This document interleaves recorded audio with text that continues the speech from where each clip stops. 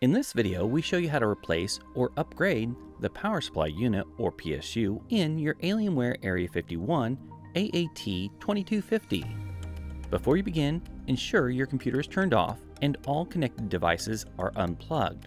Remember to use ESD protection when you're working inside the computer to ensure your personal safety. For more information on ESD protection, refer to your computer's manual. Your computer was shipped with either an 850 watt or 1500 watt PSU. You will need a Phillips head screwdriver to complete this procedure. To begin, remove the safety screw and rotate the knob clockwise to the unlocked position. Then press the release button on the right side of the chassis and lift the cover away from the chassis. Now remove the two screws that secure the PSU holder to the chassis and remove the PSU holder.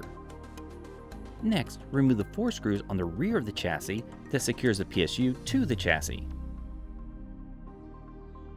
Open the cable retention clip. Slide and remove the PSU along with the cables slightly from the chassis. Then disconnect the power cables connected to the PSU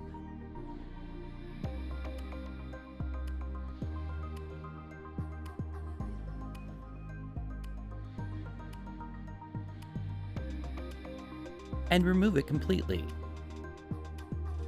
To install a PSU, slide it in partially into the PSU chamber and connect the power cables to the respective connectors on it.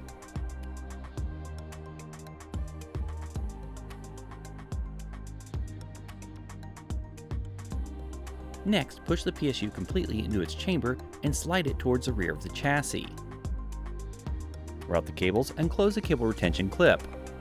Then replace the four screws on the rear of the chassis that secure the PSU to the chassis. Align the PSU holder tabs to the slot on the chassis and install it. Then replace the two screws that secure the holder to the chassis. Align the tabs on the cover with the slots on the chassis, then tilt the cover towards the computer until it clicks into place.